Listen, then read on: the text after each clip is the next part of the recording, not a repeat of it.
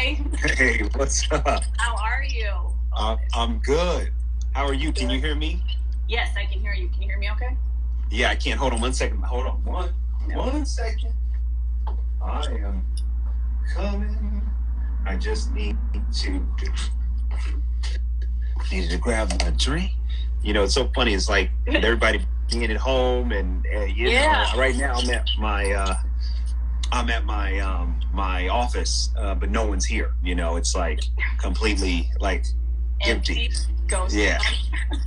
It is. No, it is. So first, I have to say thank you so much for joining this class. I met you a year ago at DAD. Yeah. Like, oh, hey, can we do an interview? And here I am a year late. But I think this is the perfect timing. And I was like, better late than never. So first, thank you for taking the time to do this. So, of course, my absolute pleasure. I love all of your messages. They've impacted my life so much. I always send your links to everybody, and I just watched the one about your future is still good. So I feel like with everything that's going on, everyone's freaking out about the future and thinking about the past. So I really want the class to focus on that. So my first question is, people may miss their past or dwell on the past because they feel like the past is better in their eyes than their current circumstances, and they're afraid of the future and feel like God doesn't have something better for them. So what advice do you have for people who are dwelling on the past and why they shouldn't? Yeah, you know, I mean, look, it's a real temptation. Let me put it that way, because it's sometimes very easier to focus on what we do know instead of embracing the unknown of the future that we don't yet know. And so, you know, we find ourselves going back through, you know, the crates of our memory, you know, and keep replaying these tunes and these songs and these scenes. And what happens is it's almost like when you turn your back to something, right? So if this is my past and this is my future, and I'm consistently in my past, what's happening? I'm turning my back to where I'm going. So how can I actually get there? Because I'm focusing on where I've been to the degree where I can't really see where I'm going. And what I've noticed, you know, just even in my own life when I've had those moments, and I think you mentioned something really important in your question, which is we replay the good and the bad. So it's not just the bad that we replay from our past. Also replay the good. Oh, can you hear me? Oh, there we go. Yeah. Are we back? Okay. Yeah. We also replay the good, you know, and so what happens is we get, it's like my grandfather, you know, God rest his soul, he died, you know, 10 years ago. But what was interesting is that, you know, he died when he was 70 years old. And, you know, he died when I was like 30 and some change. For the 30 years that I knew that I had my grandfather, the main thing he would love to talk about is when he was a high school student at Berkeley High playing baseball. Okay. Now I'm like, you're 60-something years old. And so what happened is that sometimes a good thing happens and we memorialize it so much, we romanticize it so much that we miss that maybe a greater thing is on the way.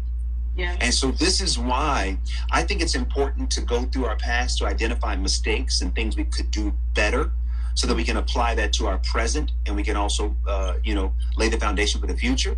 But too often when we stay in the past so much, and that's where the majority of our time, we find that we actually don't have much to show for it. So I'm a big proponent in saying, you know what?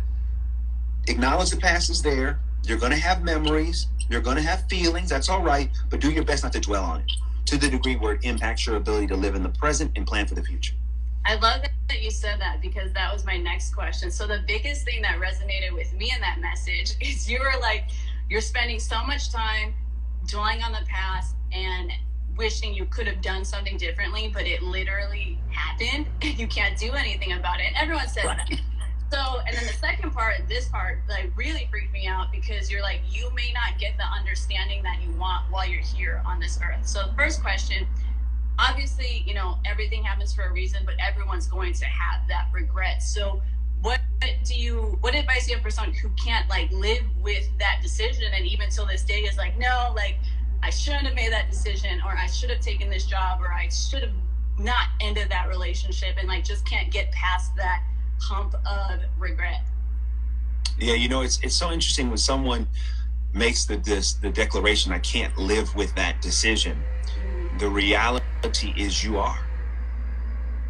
So you are like I understand, like I understand I don't want to live with that decision. I don't want to live with the fact that I made that decision that I regret. But it's important then to practice acceptance. Mm-hmm. And sometimes when we make a decision that we regret, we become our own worst enemy. We become the one that tears us down. It's one thing when others try to tear us down, but if we're really honest, we are the ones that tear ourselves down the most, especially when we regret a decision. We talk down to ourselves. How could you do that? What's wrong with you? You were so dumb. You were so crazy. You'll never get over it. Well, how could you have been so stupid? Like, we go through this whole negative self-talk. Yeah. And that negative self-talk has such an impact on the quality of our present and also the power of the future. It really does. How we talk to ourselves. This is why when we have a regret, we first just have to say, you know what? I am going to accept that I made a decision that I hate. I made it, I did it, and I'm going to take accountability and responsibility. I did it. I did it. I did it. Because what we have to do is, it's almost like we have to eulogize and bury and have a memorial and a funeral for these regrets. Mm-hmm. Where we allow ourselves to properly feel it. I feel it. I did it. I wish I didn't, but you know what? I'm going to lay that to rest. I'm going to lay it to rest. And anytime I get tempted to pick it back up, I'm going to lay it back to rest. Why? Because I recognize the more that I stay there in regret, the more I cannot prepare for what's getting ready to come. And we all have messed up. All of us. All of us have things in our past that we regret, that we hate, that we wish never happened, but they did. And so acceptance is really, really important. Accepting the things that we don't like, accepting the things we do like. Acceptance. And then once we accept, we just have to come to a place where we reconcile, where we say, you know, I wish it didn't happen, but it did. Okay, it happened. It happened, and here's what I'm not going to do. I'm no longer going to talk down to myself, because here's what happens, right? So, you know, I talked about in that message that you saw, Back to the Future. Mm-hmm. And the movie Back to the Future, if anybody's watching it, you've seen it, like, you know, one of my favorite films and franchises of all time. And so in Back to the Future, you know, Marty McFly, played by Michael J. Fox, you know, he inadvertently, right? It's not in the first movie, he doesn't go back in time on purpose. He's trying to get away from the villains and with Doc Brown, and then all of a sudden he gets in the DeLorean, and bam, next thing you know, he's in his past. And at first, it feels great, you know, like, wow, this is awesome. But then he realizes through the picture that he brought from the present to the past, the more he is meddling in his past, the more he begins to disrupt his present and his future.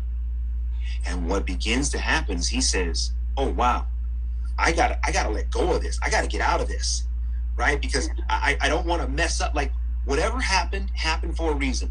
And when you look at scripturally, all things work together for the good of those that love him and are called according to his purpose.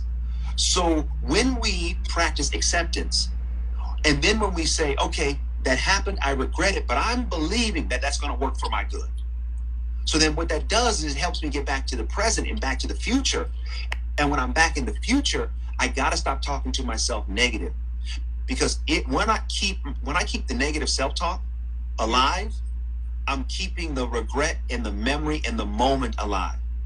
It's the equivalent of Marty McFly, like living in the present, but emotionally, physically here, but emotionally, you're still stuck in the past. Somebody's stuck 2 weeks ago from a decision they wish they didn't make. 2 years ago. Somebody is stuck, 10 months ago. That's why anybody watching, you got to get back to the future. You got to come into the present. You got to make peace with your past. It happened. I regret it. It happened. And I'm going to stop talking to myself negative. I'm going to love who I am. I'm going to love my flaws. I'm going to love the moments that I made decisions I wish I didn't. Because through that love and that acceptance, it now prepares me for a better present and a greater future. Do you have something where, okay, so say someone wakes up, or even right now if they're watching and they already had that negative thought of like, oh, I'm stupid. Is there some kind of routine or something, whether it's as soon as they think it, stop thinking it, or finding a way to really let it go and accept it, or like a words of affirmation or something that maybe helped you in the past as well? Yeah, here's the thing, and this is, you know, it's like,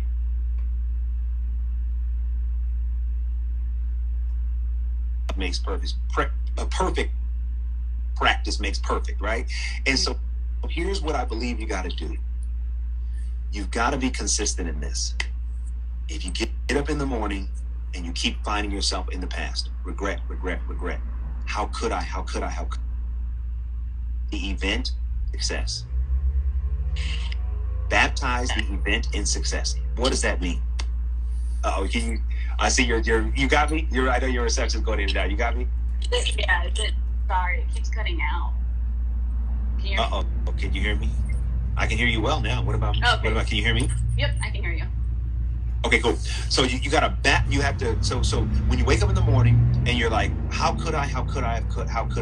You just say, oh, I shouldn't have. When you wake up in the morning in that negative emotion, based upon something in your past, you got to baptize that event in success. Yeah. What does that mean? It means, you know what? I baptize it in success. That event is, you know what? It's working for my good. I don't know how, but it's working for my good. I'm just going to baptize it in success, because what happens is mentally we have to keep practicing the practice of staying in the present. Mm-hmm. So anytime those negative thoughts creep in, we've got to take authority over those negative thoughts. And this is what I don't believe too many of us practice enough, is that too often we are subject to our thoughts instead of allowing our thoughts to be subject to us. Just because you have a thought doesn't mean you have to attach ownership to it. So Jen, you know, you could have a thought in the morning and you literally could say, whose thought is that? Because Jen don't think like that. Jen already made peace with her past, so I don't know whose thought that is, but that thought better pass. It ain't Jen's thought. Mm-hmm. You know what? Hey, Jen is going to baptize this thought in success, because whoever's thinking this, they clearly are not Jen. Because then what? And I know it sounds absolutely crazy. It sounds crazy. No, it doesn't, because it's fighting those thoughts. Trust me, I talk to myself all the time. Where I'm like, all right, we're not going to think like that. But even the one thing you said, like I said in the message, when you said you may not get that understanding, and that falls into acceptance as well. Why do you think it's better for us to not understand why something did happen or didn't happen until you can ask God yourself, like later in the future? Yeah, I think that each situation is going to require a process to determine if understanding is possible or not. So let's just say in your past, or my past, let's say there was an incident where a family member did something to me that really hurt me and it was traumatic. And so I go to that family member and let's say the understanding that I'm trying to get is, well, why did you do it? And I want you to apologize. And that family member may never give a straight answer as to why. That family member. So then what happens is that if we outsource our peace over a moment to something that's out of our control, then you wonder why our emotions are up and down all the time. Yeah. Because we're looking for understanding that may never happen. And as a result, we're so determined to get understanding. We're so, it's not even committed. It's like, if I don't get this understanding, I can't be whole. If I don't get this understanding, I can't move on. Well, if that understanding is not available to you for whatever reason, does that mean you can't live your life or you shouldn't? No. This is really important, because so often we're looking to get an understanding of certain things that we just may never do. And so I'm not saying for someone to not pursue an understanding. Sure, try to understand what's going on, and let's see if there's an answer that's readily available. And if it is, great. But if it isn't, don't allow the lack of understanding to impact your ability to move on in life. Very, very important. Very important. I mean, like I mentioned in that message, you know, my father died, you know, when I was 9 years old, died of a heart attack when he was 36. And, you know, devastating. So here's the thing. God has not revealed to me why.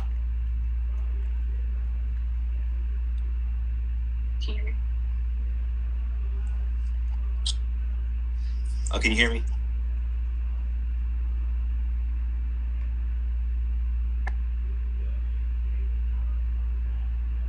Can you hear me? Okay. Instagram. It's like I know, right? Yeah. Okay, can you hear me? Your things with your dad. Yep. Okay. Yeah, so my dad, you know, died when I was 9 years old. He died of a heart attack when he was 36 years old. Now, God has not given me the understanding as to why that happened. Now, I could drive myself crazy saying, God, why? I want to know why you took my dad. I want to know. I could drive myself absolutely crazy. Versus me saying, Lord, I trust that whatever I'm supposed to know will come to me at the time I'm supposed to know it. And I will have peace with what I don't know. And I will wait for you to let me know what I should. So that way we take what could be anxious and we turn it into an affirmation. Lord, I want understanding on this. But if you don't want me to know, I'm still going to ask for peace to be okay with what I don't know and to trust what I do. Very important to take, again, it's about taking greater authority, taking greater, when things happen that are out of our understanding and out of our ability to comprehend any reasonable or good reason why God would allow those things to happen in our life.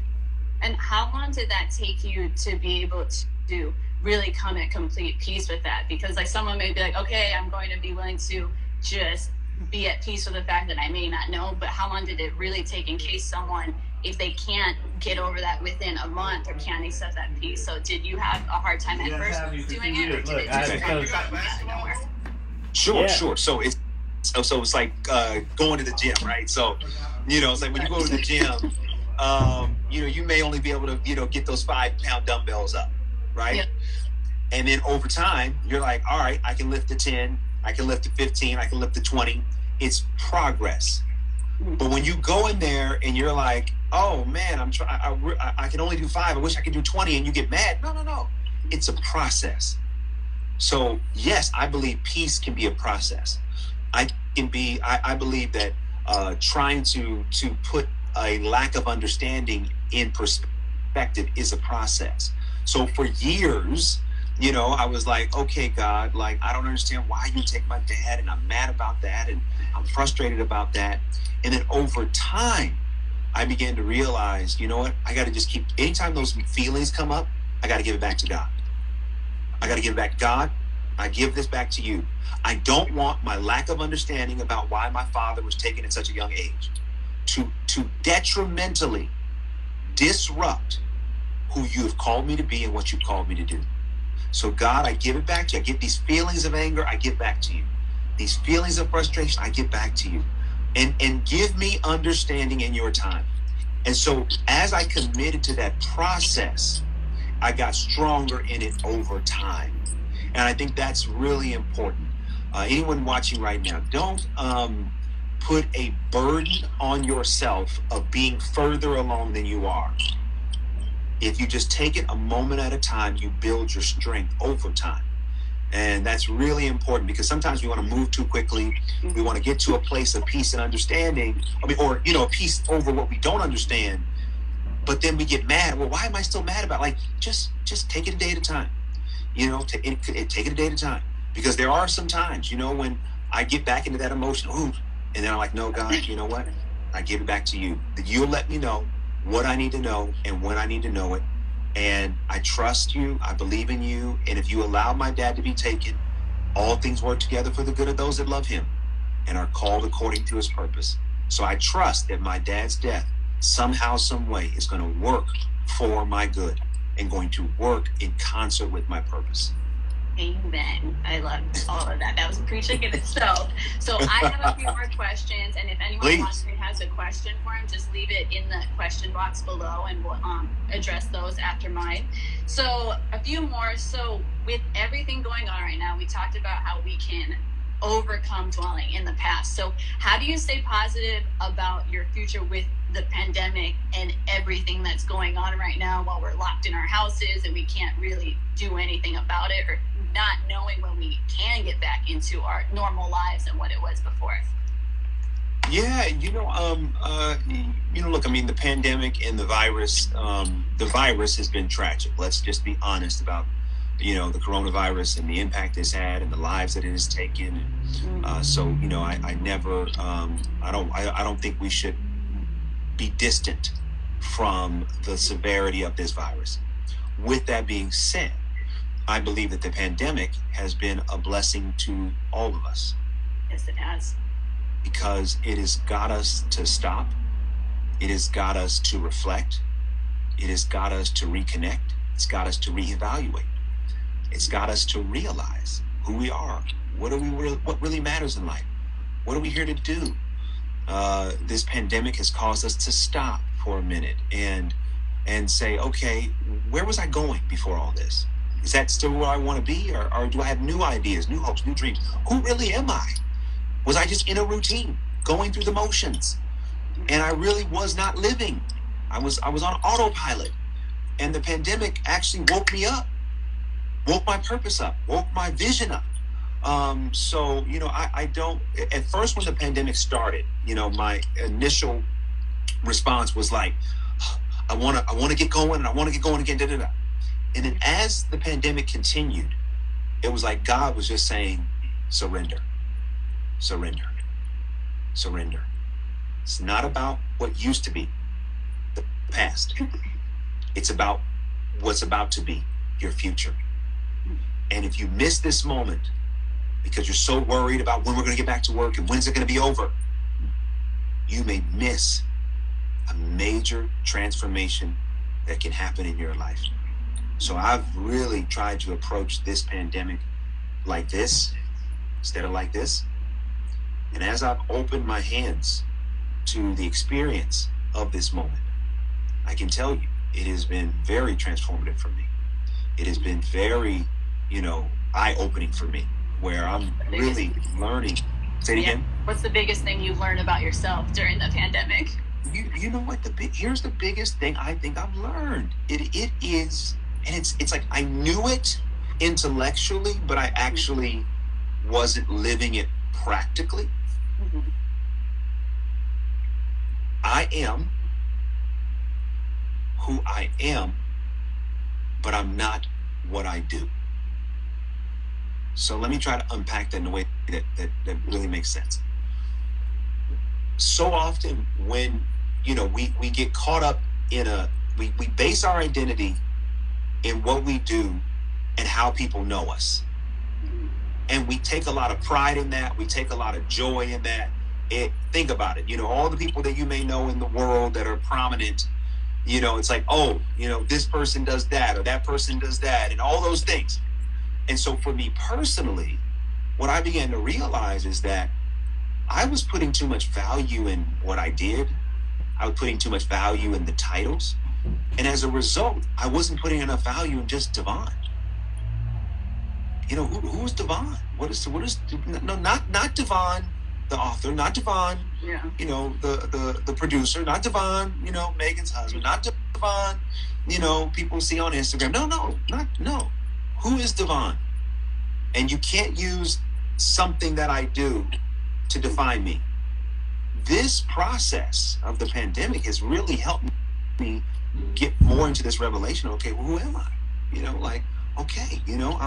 And as I've been able to, it's been the weirdest process. And again, I don't even know if any of this makes sense. I'm trying to articulate it. It makes total sense. I was about to say, DeVon is who then? Like, who is this DeVon that no one knows that you found in this pandemic? It's really interesting to hear that because you have so much successes and you impact so many people's lives. So I'd really like to hear who is DeVon without all that, and who is that when you realized that when you were by yourself in the pandemic and reflecting? Okay, great. So I don't have a clear answer. I'm just going to preface it with that.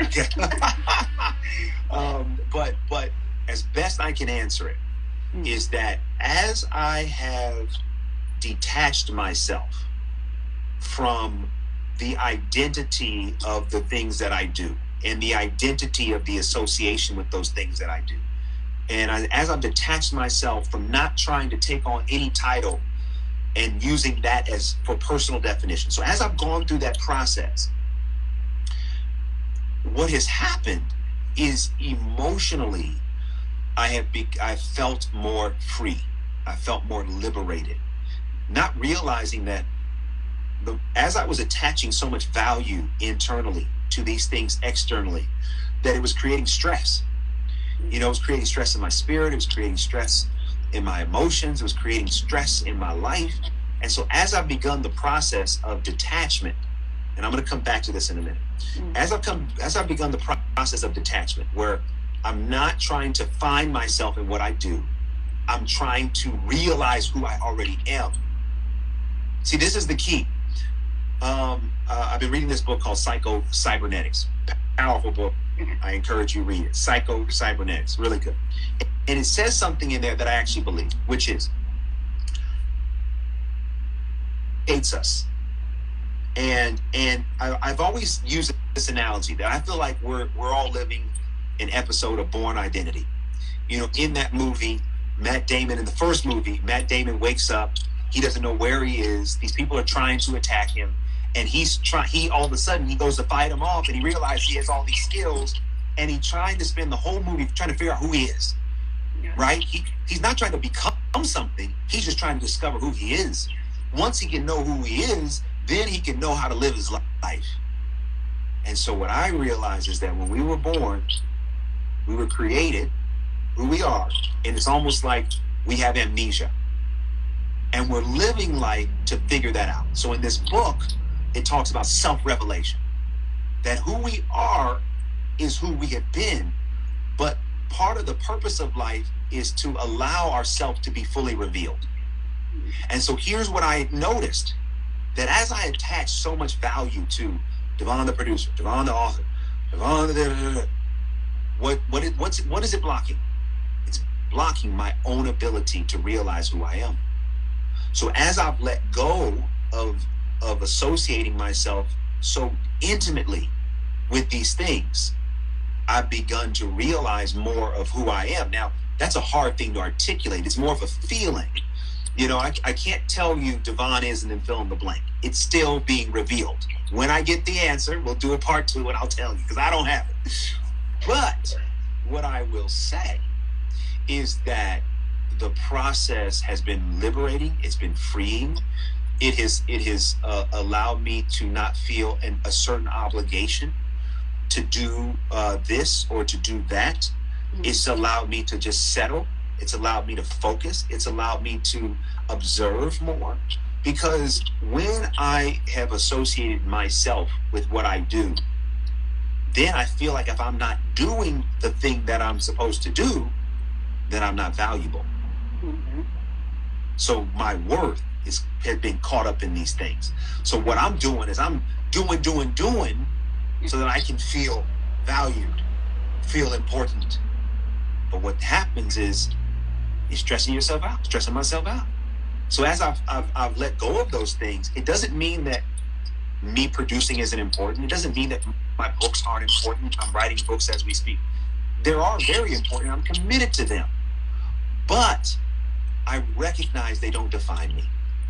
And the DeVon that I am has the ability to do these things, but I don't need to do these things to know who I am. If that makes any sense. It makes that may sound like some ridiculous stuff. I don't know. It does not. And I see everyone in the comments saying this is therapy and asking me to save it. It will be on my IGTV, so you guys can go back and listen to it. But I feel like I agree with them. They're like, this feels like therapy. I feel like this is a great message for the next time you do something, like find out who I am or find out who you are. And I think it's really important, especially coming from someone who has all the titles attached to him too, I think. So it did make sense, even if you think it didn't make sense. It made okay. So before I let you go, there were a lot of questions I saw in the comments, but I found one that I think is really important to speak on. So it was from Mrs. Lacey Kenyemi. So sorry if I pronounced your name wrong. How do you get past your past traumas? Yeah, past traumas, depending on what they are, I would say that don't be afraid to get professional help. Therapy is a really successful way to get over trauma from the past. There are some traumas that we go through that we can't unpack by ourselves.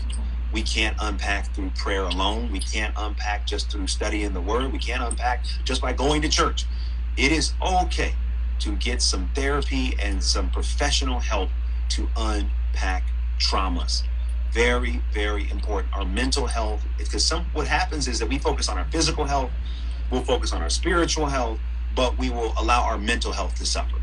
And those traumas do take a toll on our mental health. And it's important to seek the right type of professional therapy and counseling in order to overcome trauma, because trauma, especially when it gets into our system at a young age, depending on what the trauma was, it's almost like it really is a virus that can affect so many areas of our life that we are unaware of. That trauma can get stuck in our subconscious, and it can really wreak havoc on our lives. So I would encourage someone, and even now, one of the great things that has come out of the pandemic is, there is, more virtual therapy available, and there are apps now that you can get therapy via an app. I would encourage anyone to do it. It's very important. It's not a sign of weakness. It's a sign of strength. And you'd be surprised at getting the right therapy to unpack trauma.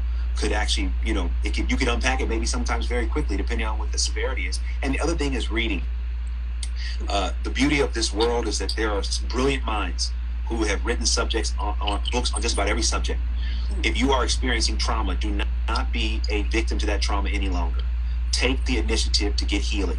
Research what your trauma is. See how others got through it. See what materials are out there that you can read that have practical steps that you can take. What books have been written on the subject. You have to get out from under, what am I going to do to say, no, here's what I'm going to do. I'm going to take authority. I'm going to take responsibility and accountability to help myself get over this trauma through a wide variety of things. But I'm no longer going to let that trauma dictate and control my life. It's done enough damage already. Thank you. I think that's the perfect ending to all of this. So DeVon, again, thank you for taking this time. I know we went a little longer than planned. Oh, it's fine. I think a lot of lives were touched just in this conversation alone. And I hope there is a message about finding out who you are and the importance of that.